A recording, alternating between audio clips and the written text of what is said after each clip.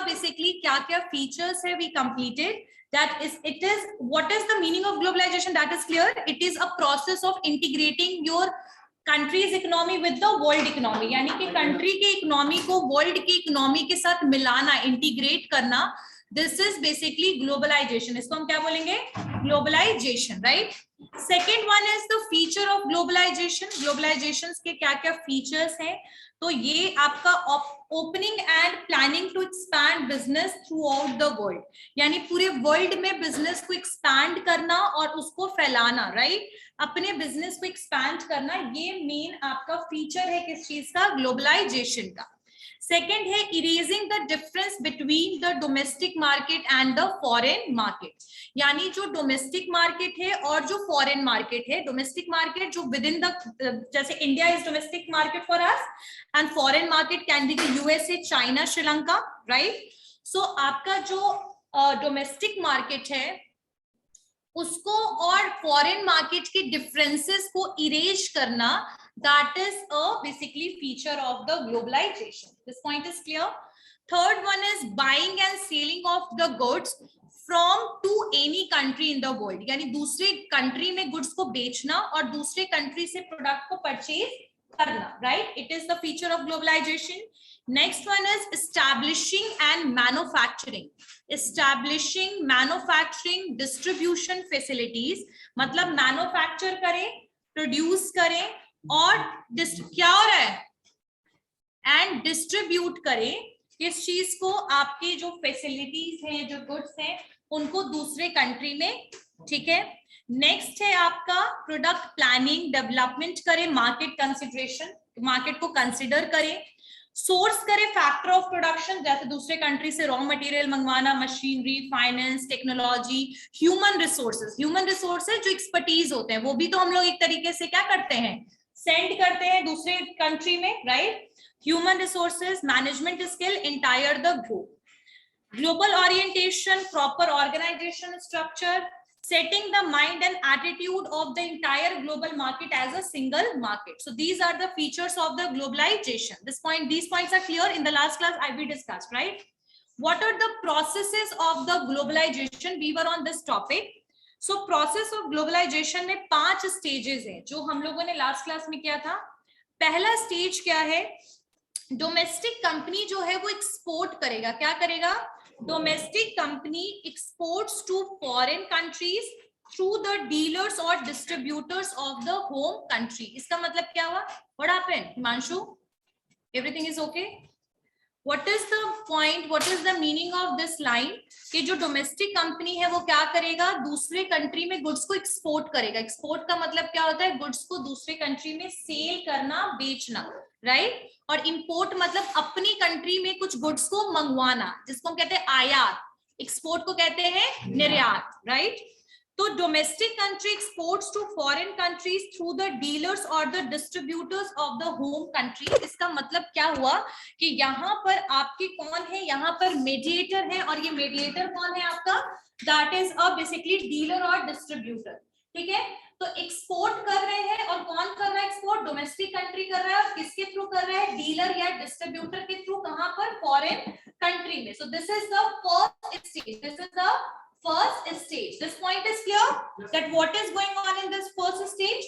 Like we are going to do the export, लेकिन export कहाँ हो रहा है? डोमेस्टिक कंट्री से. कहां पर हो रहा है? फॉरेन कंट्री में. और किसके थ्रू हो रहा है? आपके डिस्ट्रीब्यूटर और डीलर के through. This point is clear. Next one is in the second stage, the domestic company exports to foreign country directly on its own. ठीक है? अब सेकेंड स्टेज में क्या हो रहा है आपका कि यहाँ पर जो डोमेस्टिक कंपनी है वो दूसरे फॉरेन कंट्री में एक्सपोर्ट तो कर रही है, लेकिन कैसे एक्सपोर्ट कर रही है? वो without using any dealer and distributor, यानी directly exporting the goods from the domestic company to the foreign country. समझ में आया? This point is clear? सबको समझ में आ गया? What is the third stage?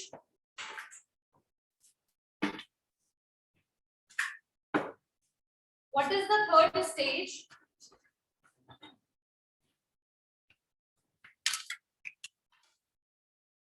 Third में लिखिए जो domestic company becomes an international company by establishing production marketing operation in various की फॉरेन कंट्रीज। अब यहाँ पर जो डोमेस्टिक कंपनी है, कौन सी कंपनी है? Domestic company. डोमेस्टिक कंपनी यानी अपने कंट्री की जो कंपनी है, हल्दीराम बीकानेर अपनी कंट्री की कंपनी है।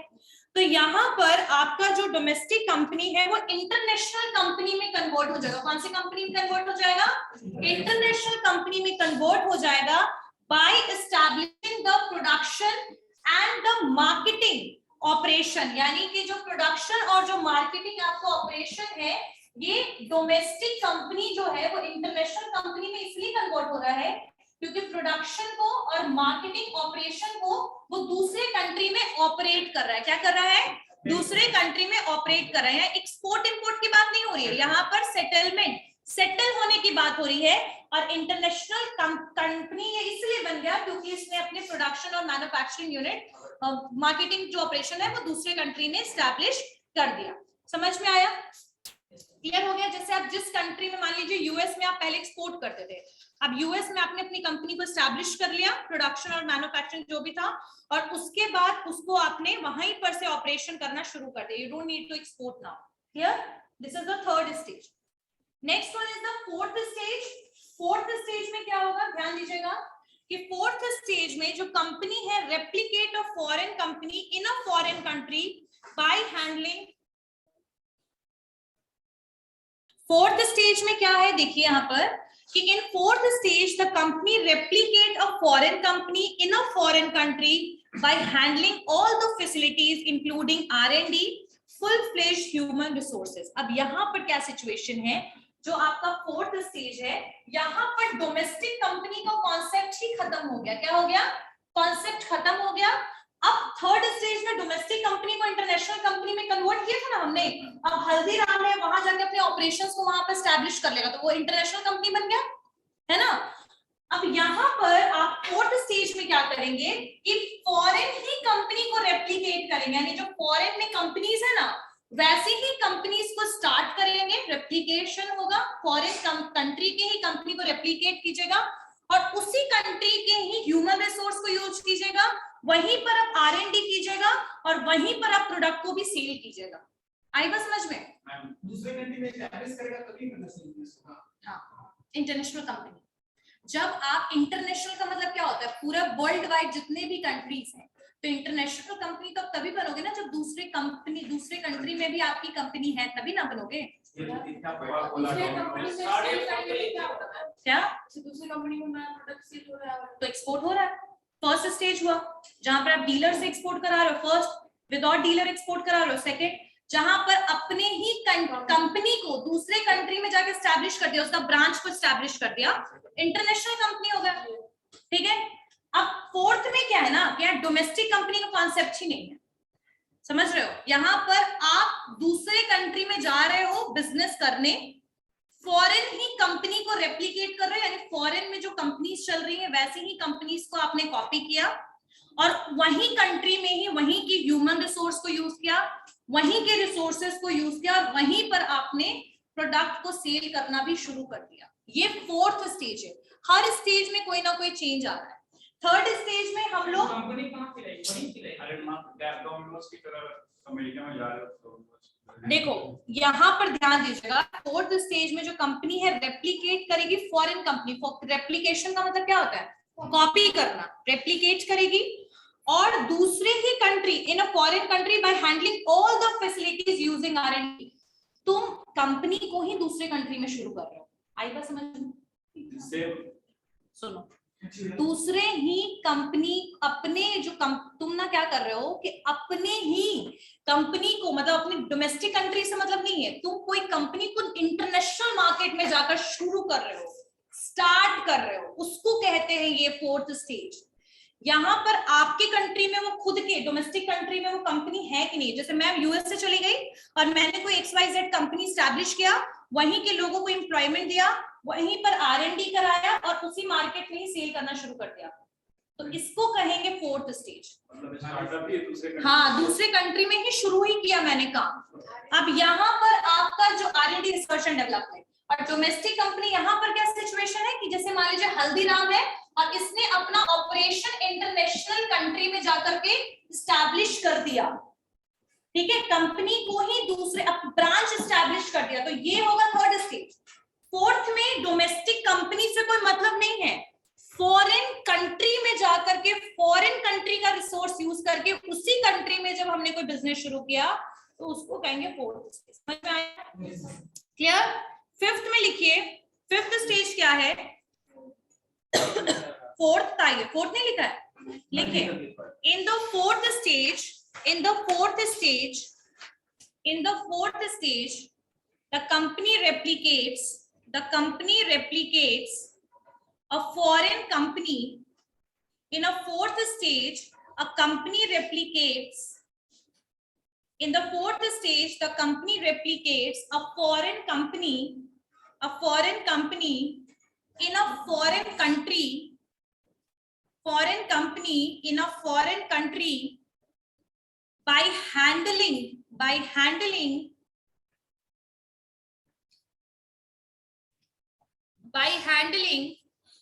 all the facilities,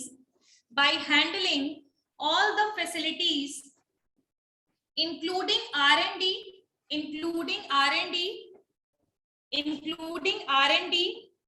full-fledged human resources, including R&D, यानी रिसर्च एंड डेवलपमेंट अपनी कंट्री में नहीं कर रहे हैं, उसी कंट्री में रिसर्च एंड डेवलपमेंट भी कर रहे हैं। R&D, full fledged human resource, यानी कि अगर मैंने यूएसए में बिजनेस शुरू कर दिया है और मैं यूएसए में ही सेटल हो गई हूँ और यूएसए में बिजनेस कर रही हूँ, वहीं के लोगों को ही मैंने हायर कर लिया, किसके लिए? काम करने के लिए, ठीक है।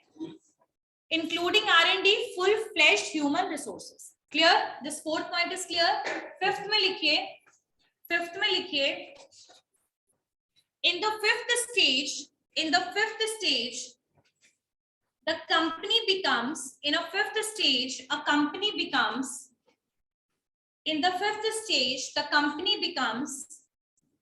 a true foreign company,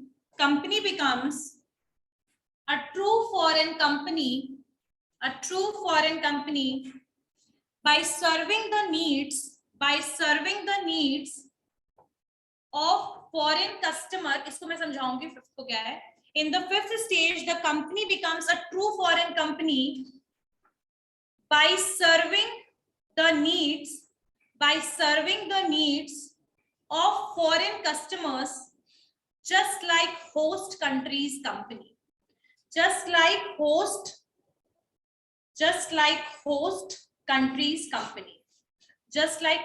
countries company। अब यहां पर क्या सिचुएशन है? फिफ्थ फोर्थ का ही ये एक तरीके से आपका एक्सपैंडेड फॉर्म है, जहां पर क्या बोला जा रहा है कि अब यहां पर जो कंपनी है ना वो प्योर फॉरेन कंपनी बन जाएगी। क्या बन जाएगी? प्योर फॉरेन कंपनी बनेगी। अपने कंट्री से पूरा रिलेशन खत्म बिजनेस के मामले में, और अब हम सिर्फ फॉरेन कंट्री के जो लोग हैं कस्टमर्स, उनकी नीड के हिसाब से प्रोडक्ट बनाएंगे और उसी कंट्री में ही सेल करेंगे। मैंने आपको फोर्थ में वो मिक्स करके बता दिया था, इसीलिए आपको लग रहा होगा कि ये तो वही सेम पॉइंट है। तो फोर्थ में क्या था कि आप दूसरे कंट्री में जाके बिजनेस शुरू ही कर रहे हैं, ठीक है, लेकिन आप कहाँ सेल कर रहे हैं उसके ऊपर बात नहीं थी, किस कस्टमर को टारगेट कर रहे हैं उसकी बात नहीं थी। अपने भी कंट्री में आप उस गुड्स को मंगवा सकते हो और सप्लाई करा सकते हो, लेकिन आप दूसरे कंट्री में बिजनेस को शुरू कर रहे हो। तो that was the fourth stage. Fifth stage में अपनी कंट्री से कंट्री में अपने बिजनेस को स्टैब्लिश कर रहे हो, ठीक है। अपने बिजनेस मतलब अपना तुम जो भी बिजनेस शुरू कर रहे हो, मान लो आप बर्गर का बिजनेस शुरू कर रहे हो तो दूसरे कंट्री में शुरू कर रहे हो, ये फोर्थ पॉइंट था। फिफ्थ पॉइंट जो है वो ये कह रहा है कि अब आप कंपनी जो है वो बिल्कुल फॉरेन कंपनी में कन्वर्ट हो चुके हो, आप अपनी कंट्री के बेसिस पर कोई गुड्स नहीं बना रहे हो, आप सिर्फ फॉरेन कस्टमर की नीड को समझते हुए गुड्स को बना रहे हो। आगे बात समझ में क्लियर हो गया? Next one is globalisation of market. Globalisation, कौन से कंज्यूमर प्रोडक्ट हैं जो ग्लोबली एक्सेप्टेड है? कोई बताएगा? प्रोडक्ट्स हैं जो ग्लोबली एक्सेप्टेड है, जो ग्लोबली एक्सेप्टेड है, मतलब पूरे ऑल ओवर वर्ल्ड में उसको बेसिकली कंज्यूम किया जाता है। टेक्सटाइल्स, ब्रेड, लेकिन टेक्सटाइल्स में सारे सेक्टर नहीं आएंगे. Ethnic is not acceptable in all the world. Right. Coke, Coca Cola, Pepsi, burger, Maggi, ये आपका डोमिनोज, आईफोन. तो this is acceptable in every country. तो हम कह सकते हैं सोनी वॉकमैन हो गया, कोका कोला हो गया, पेप्सी हो गया, मैकडोनल्ड बर्गर हो गया, जीन्स हो गया, लिवाइस जीन्स हो गया. This is acceptable in all the country. यानी कि इंडिया में भी लिवाइस जीन्स लोग पहनते हैं और ऑल ओवर वर्ल्ड में जहां जहां भी उसकी सप्लाई है हर जगह वो पहनते हैं. राइट, जहां जहां मैन्युफैक्चरिंग हो रहा है. ठीक है. Next one is reason of globalisation of market. ये जो 5 स्टेज है तो हर कंपनी 5 स्टेज से गुजरती है या बस? ये डिपेंड करता है. कुछ लोग फर्स्ट ही स्टेज पर रहते हैं, कुछ लोग सेकंड स्टेज पर पहुंचते हैं. हाँ, दे कैन चूज वन और they can move from 1 to 5th stage. ठीक है, that is totally dependent upon the company. Reason of globalisation of market. Globalisation का क्या क्या रीजन हो सकता है मार्केट में? तो सबसे पहला है large size industrialisation enables mass production. तो ग्लोबलाइजेशन क्यों पॉसिबल है मैं तुम्हें बताती हूँ. जब मैं उस दिन इंडिपेंडेंस के बारे में बता रही थी तुम लोगों को कि जब इंडिया को 1947 में इंडिपेंडेंस मिला तो उस समय हम लोग इतना ज्यादा वर्स्ट कंडीशन में थे कि हमने दूसरे कंट्री से एक्सपोर्ट फूड तक करवाया है. इंपोर्ट फूड तक करवाया. समझ रहे हो ना? क्या इंपोर्ट कराया हमने? फूड भी इंपोर्ट कराया अपने कंट्री में. तो अब एक्सपोर्ट कैसे कर रहे हैं? क्योंकि हमारे पास एक्सेसिव प्रोडक्शन है. राइट. अगर हम क्लोथ्स की बात करें, अगर वो भी यहाँ से एक्सपोर्ट इसलिए हो रहा है जब डोमेस्टिक कंजप्शन से ज्यादा आप प्रोडक्शन कर रहे हैं, है ना. व्हेन योर ओन कंट्री के लिए सफिशिएंट नहीं होगा प्रोडक्शन तो कभी भी एक्सपोर्ट करेंगे क्या? नहीं करेंगे. तो आजकल बड़े बड़े मशीनरीज हो गया है, लार्ज इंडस्ट्रियलाइजेशन हो गया, मल्टीपल जगह पे आपके क्या है, कंपनीज वगैरह है. राइट. इंडस्ट्रीज बड़े बड़े हैं, मशीन्स बड़े बड़े हैं, बहुत कम टाइम में बहुत ज्यादा प्रोडक्ट प्रोड्यूस हो जाता है. सही बात है, सही बात है. सो इसी वजह से कंपनी जो है उनके लिए अब डोमेस्टिक मार्केट बहुत छोटा हो गया है. उस छोटे से मार्केट में आपके लिए जो प्रोडक्शन है उस हिसाब से कंजप्शन ज्यादा नहीं है. तो अब जो एक्सेसिव क्वांटिटी है उसका क्या करोगे? सो इस बेसिस पर जो आउटपुट है या प्रोडक्शन आउटपुट जो एक्सेसिव है, we are going to sell it to the foreign market. So because of the industrialization, किसकी वजह से? इंडस्ट्रियलाइजेशन की वजह से आपके डोमेस्टिक मार्केट की स्मॉल, मतलब इंडस्ट्रियलाइजेशन ही एक रीजन है जिसकी वजह से हम क्या कर रहे हैं? ग्लोबलाइजेशन. ठीक है. तो इसमें लिखिए large size industrialisation. Reason for globalisation of market में लिखिए large size industrialisation. Large size industrialisation, large size industrialization enables mass production. Enables mass production. हाँ नहीं, reason for globalisation of market नया टॉपिक है. हाँ, reason for globalisation of market. एक minute शांत रहो तुम दोनों. रीजन टॉपिक लिखिए. Reason of for globalisation of markets. Reason for globalisation of markets, उसका ये पहला पॉइंट है large size industrialisation enables mass production. इसका मतलब समझ में आ गया ना? ये क्लियर हो गया ना कि ये क्यों हो रहा है? ज्यादा इंडस्ट्रीज है, ज्यादा प्रोडक्शन है, एक्सेसिव प्रोडक्शन की वजह से डोमेस्टिक मार्केट छोटा हो गया है. Right. And because we want to get the option, अगर आप प्रोडक्शन की इफिशिएंसी ज्यादा है, प्रोडक्शन ज्यादा हो रहा है तो बनता है ना प्रॉफिट लेना. तो अब हमने क्या किया? फॉरेन मार्केट में गुड्स को सेल करना शुरू कर दिया. समझ में आया? सेकंड क्या रीजन है आपके ग्लोबलाइजेशन का? It reduce. लिखिए इसको मैं समझाती हूँ. टू रिड्यूस लिखिए. To reduce the risk. To reduce the risk diversity risk diversity the portfolio of countries. To reduce the risk diversity the portfolio of countries. The portfolio of countries. समझ में आया? यहां तक समझ आया? ये लाइन समझ आया कि क्या बोल रहा है ये? अच्छा, तुम लोगों ने इन्वेस्टमेंट किया होगा, कभी पैसा इन्वेस्ट किया है तो उसमें एक टर्म यूज होता है portfolio investment. Ever you understand that why they are using such word portfolio? Portfolio का मतलब होता है वेरियस जगह पे जब आप पैसे को इन्वेस्ट करते हो, जब बहुत सारी जगह पे आप पैसे लगाते हो तो आपका रिस्क कम हो जाता है. जैसे मान लो कि तुमने 4 जगह पे इन्वेस्टमेंट किया, SBI में, HDFC में, ICICI में और निपॉन में, मान लो. तो तुम्हारा एक अगर लॉस में जा रहा है तो एक बढ़ रहा है, तो रिस्क कम हो रहा है कि नहीं? कम हो रहा है ना।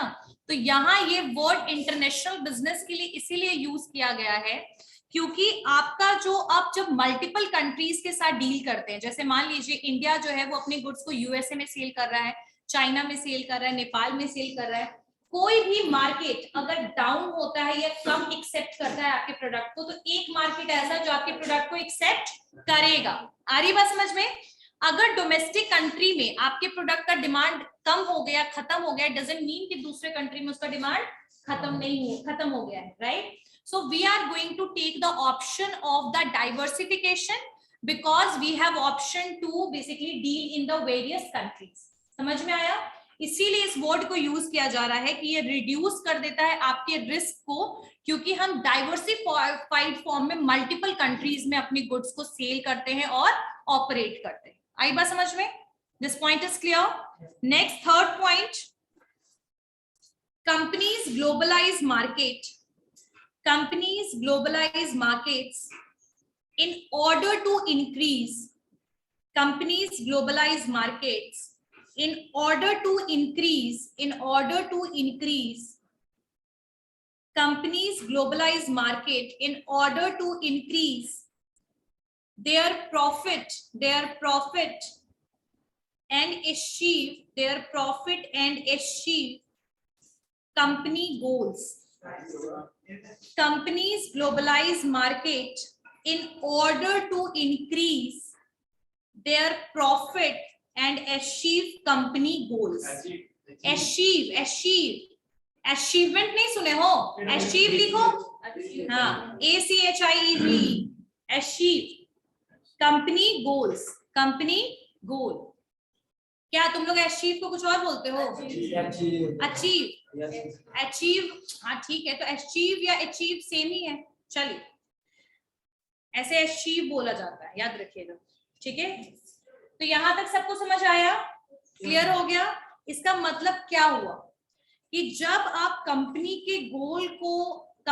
के ग्लोबलाइज मार्केट में कन्वर्ट करते हो, यानी दूसरे कंट्री में भी प्रोडक्ट को सेल करते हो, अपने ब्रांड को ग्लोबल ब्रांड बनाते हो। ग्लोबल ब्रांड का मतलब होता है जो ग्लोबली रिकॉग्नाइज्ड ब्रांड है, जैसे लिवाइस ग्लोबली रिकॉग्नाइज्ड ब्रांड है, Domino's globally recognized pizza company है, राइट? तो आपका जो कंपनी जो ग्लोबलाइज होगी वो क्या करेगी? प्रॉफिट अर्न करेगी, और कंपनी के गोल जो है वो क्या होगा? अचीव करेगी, ठीक है? अचीव करेगी यानी कि पाएगी। कंपनी का गोल क्या हो सकता है? Profit earning, expansion, brand recognition, market share, customer loyalty. तो ये सब अचीव कौन करेगी? आपकी ग्लोबल कंपनी, जो ग्लोबल मार्केट में अब है। समझ में आया? Next one is an adverse business environment. In the home country, an adverse business environment in the home country has pushed many companies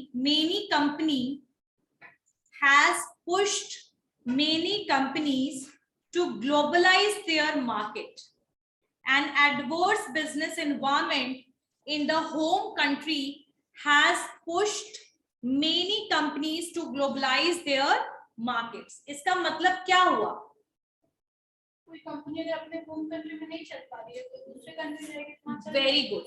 यानी कि कहने का मतलब है कि अगर आपकी कंपनी के लिए आपके कंट्री का एनवायरनमेंट सही नहीं है, ठीक है, एडवर्सली इफेक्ट कर रहा है आपकी कंपनी का एनवायरनमेंट, ठीक है, वो प्रोडक्ट को चलने नहीं दे रहा है, कंपटीशन बहुत ज्यादा है, या कोई भी रीजन से अगर आपका प्रोडक्ट आपकी कंट्री में, खुद के कंट्री में नहीं चल पा रहा है, तो ऐसे केस में वो कंपनी क्या कर सकती है कि वो दूसरे कंट्री में जाकर अपने गुड्स को सेल कर सकती है, right?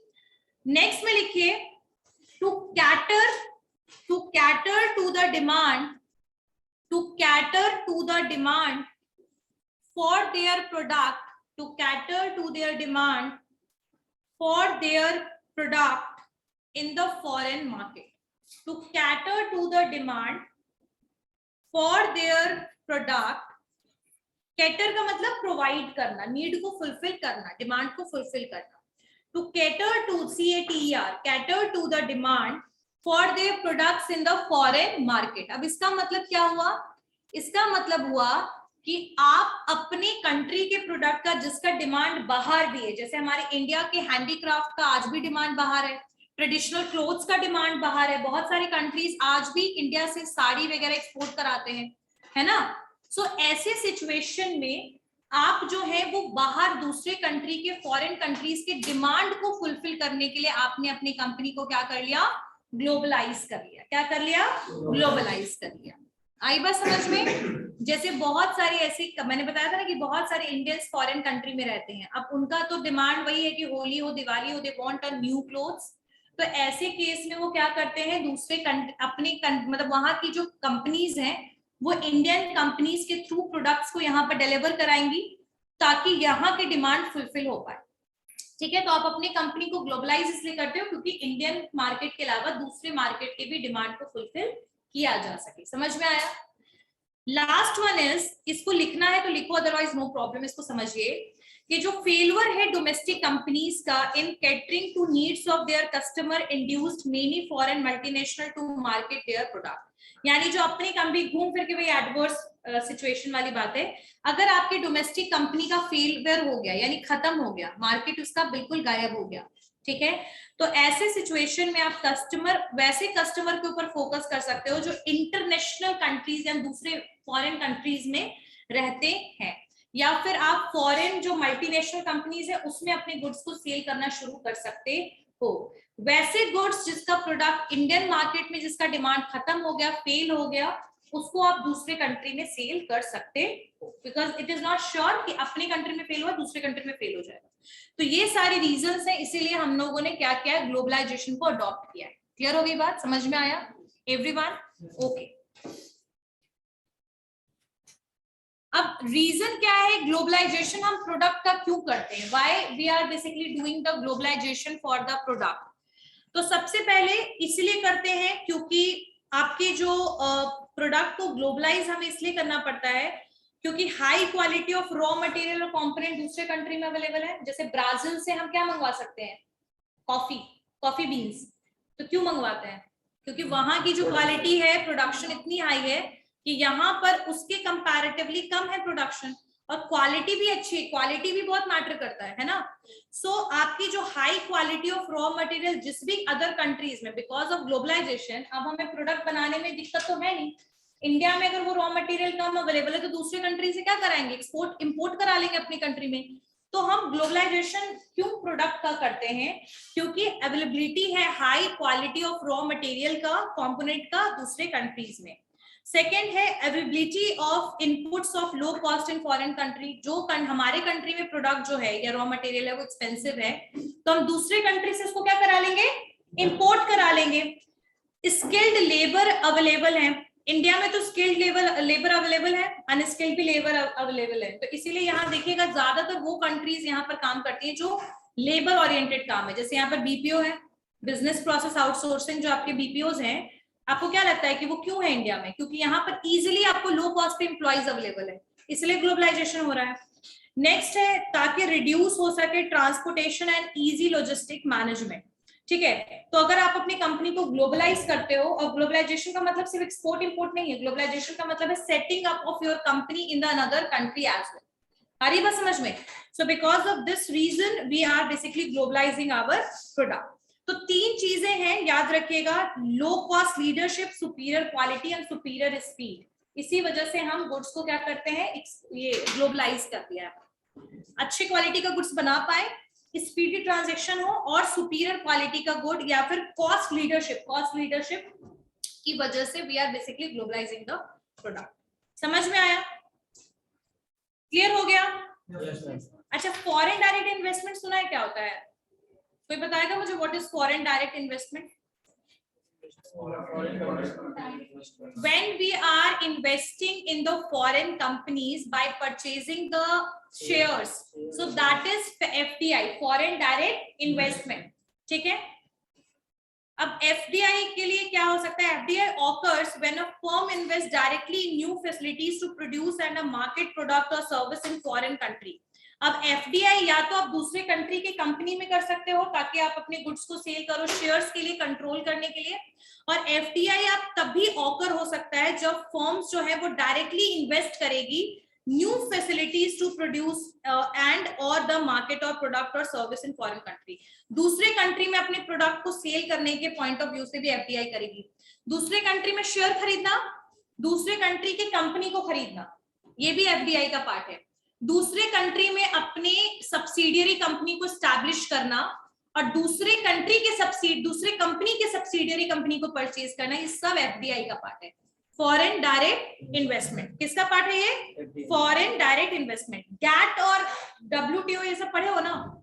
General Agreement in Trade and Tariff, World Trade Organization, ठीक है, हाँ वो भी बता रही हूँ। अभी सुनिए, रीजन क्या है ग्लोबलाइजेशन का इन्वेस्टमेंट के लिए? प्रोडक्ट के लिए तो समझ में आ गया, अब इन्वेस्टमेंट के लिए हमें क्या रीजन है ग्लोबलाइजेशन का? तो रैपिड इंक्रीज हो रहा है वॉल्यूम ऑफ ग्लोबल ट्रेड में, बहुत सारी कंट्रीज हैं उनको फेवरेबल इन्वायरमेंट मिल रहा है। एग्जाम्पल में, ठीक से बैठो, एग्जाम्पल में the government of India provided for automatic approval for FDI up to 51% of capital of the company. It was extended up to the 100% of different countries, industries. तो India में ऐसी बहुत सारी कंपनीज हैं जिनका पूरा कंट्रोल इंटरनेशनल कंपनी का, पता है ये बात? तो अभी इंडिया में अलाउ कर दिया गया है कि 51% से ज्यादा आप फॉरेन डायरेक्ट इन्वेस्टमेंट कर सकते हो। तो फेरा और फेमा पढ़ोगे ना तब पता लगेगा कि एफडीआई में चेंजेस आया है। पहले 49% से ज्यादा अलाउड नहीं था फॉरेन कंपनीज को, अब 51% कर दिया गया है। और हाँ, और एक और भी चीज था, क्योंकि देखो हम लोग निकले थे ना तुरंत इंडिपेंडेंस से 200 साल के बाद, तो हम लोगों ने बहुत सारी जगह पे इसीलिए सिचुएशन लेकर आए थे ताकि दूसरे कंट्रीज का यहाँ पर कंट्रोल और इम्पोर्टेंस ना हो। ईस्ट इंडिया कंपनी के थ्रू हमारे ब्रिटिशर्स जो थे इंडिया की इकोनॉमी पे कंट्रोल कर लिया उन्होंने, सो वो ट्रेडिंग के थ्रू ही ना था एक तरीके से कंट्रोलिंग। तो इसी वजह से फॉरेन के जो ट्रेडिंग सिस्टम था उसको इसीलिए रिड्यूस कर दिया गया था, और ये तब स्टार्ट हुआ था 1991 में जब एलपीजी आया तब ये एफडीआई था। और फेमा और जो फेरा एक 1973 है, फेमा जो है 1999 है, ठीक है, और एफटीपी 1992, ये सारे टर्म्स पढ़ने हैं। तो फेमा में फिर बाद में 51% से ज्यादा का अलाउड हो गया। बहुत सारे कंट्रीज में 100% इन्वेस्टमेंट अलाउड है, यानी अगर आप चाहे तो 100% भी इंडिया के कंपनी को परचेज कर सकते हो या दूसरे कंट्री में परचेज कर सकते हो, ठीक है। हाँ, पूरा परचेज कर सकता है, कर लिया ना जैगुआर टाटा ने, समझ में आई बात है ना? सो अब क्वेश्चन आता है कि ग्लोबलाइजेशन क्या डिजायरेबल है, होना चाहिए? एडवांटेजेस क्या क्या हो सकता है? Free flow of goods, easily free flow goods का हो रहा है, free flow of technology. Time देखने से कोई फायदा नहीं है रोहित, 2-4 क्वेश्चन पूछूंगी अभी मैं तुमसे।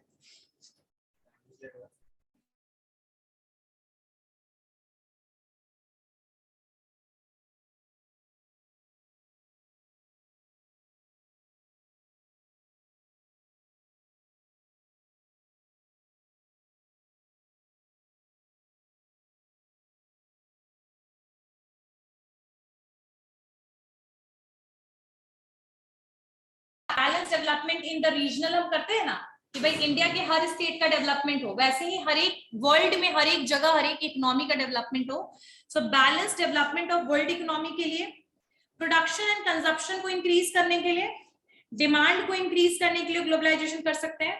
कल्चरल एक्सचेंज हो रहा है, कल्चरल एक्सचेंज के लिए अब इंडिया में क्या है, वेस्टर्न कल्चर का इन्फ्लुएंस है, right. Increase employment and income, more option मिल रहा है लोगों को। हाई स्टैंडर्ड ऑफ लिविंग हो रहा है क्योंकि हमारे पास अब मल्टीपल ब्रांड का ऑप्शन है, मल्टीपल प्रोडक्ट्स का ऑप्शन है, और लो कॉस्ट में ऑप्शन है क्योंकि कंपटीशन है। अब एसी भी 25,000-30,000 में मिल जाता है, वो भी ईएमआई पे, है ना। नेक्स्ट है बैलेंस्ड ह्यूमन डेवलपमेंट और वेलफेयर एंड प्रोस्पेरिटी के लिए, इन सब चीजों के लिए आपका जो ग्लोबलाइजेशन है वो बेनिफिशियल है, ठीक है। तो कुछ पॉइंट्स है, इसको मैं नेक्स्ट क्लास में यहां से कवर करूंगी फ्री फ्लो ऑफ कैपिटल से। थोड़ा सा सुनिए लो, फ्री फ्लो ऑफ कैपिटल का मतलब क्या है कि अब हम दूसरे कंट्री में इन्वेस्ट कर सकते हैं, इन्वेस्टमेंट कर सकते हैं, फेयर अमाउंट ऑफ इंटरेस्ट और डिविडेंड, और उसके अलावा फ्री फ्लो ऑफ टेक्नोलॉजी है। अगर किसी एक कंट्री में कोई टेक्नोलॉजी नया आ रहा है तो वो दूसरे कंट्री तक क्या होगा, पहुंच जाएगा। अगर ग्लोबलाइजेशन नहीं होता, तुम्हें लगता है बहुत सारी चीजें इंडिया में पहुंचती? Metro is also because of the globalization, ठीक है। Next one is spread out the manufacturing facilities, ठीक है। यानी कि ग्लोबलाइजेशन जो हो रहा है ऑफ प्रोडक्शन, इसकी वजह से मैन्युफैक्चरिंग फैसिलिटीज हर एक कंट्री में क्या हो रहे हैं, इंक्रीज हो रहा है, और फेवरेबल जगह के हिसाब से प्रोडक्शन हो रहा है। जैसे मान लीजिए कि कॉटन इंडस्ट्री इंडिया में, मतलब कॉटन का ज्यादा प्रोडक्शन है, तो यहीं पर 2-4 मील बैठा दिया फॉरेन कंट्री ने। और क्यों किया ऐसा? क्योंकि यहाँ पर रॉ मटेरियल इजिली एक्सेसिबल है, तो प्रॉपरली स्प्रेड हो रहा है आपके प्रोडक्शन सिस्टम का, इन शॉर्ट। नेक्स्ट है आपका balance development of world economies. अब दूसरे कंट्रीज जो है वो दूसरे कंट्रीज से पीछे नहीं है, लेकिन इंडिया डेवलपिंग कंट्री है, यूएसए डेवलप्ड है, लेकिन इसका मतलब ये नहीं है कि अब हम लोग बहुत ही ज्यादा डिस्पैरिटी में है, मतलब वो हाईली रिच और हम लोग हाईली पुअर है, ये सिचुएशन नहीं है। तो बैलेंस डेवलपमेंट वो करेगा किस चीज में, आपके इकोनॉमी में बेहतर करेगा, ठीक है। हर एक कंट्री में कुछ ना कुछ डेवलपमेंट होगा, लेकिन अफ्रीका का तो सिचुएशन अभी भी बहुत अच्छा नहीं है, खैर वो तो एक अलग ही बात है। बहुत पुअर है उनका, जो सोचो पर कैपिटा जो इनकम है दैट इज 353 रुपीज के अराउंड था। सोच रहे हो? तो यहाँ कम से कम 8-10 हजार रुपए तो होगा ही पर कैपिटा। माल न्यूट्रिशन का बहुत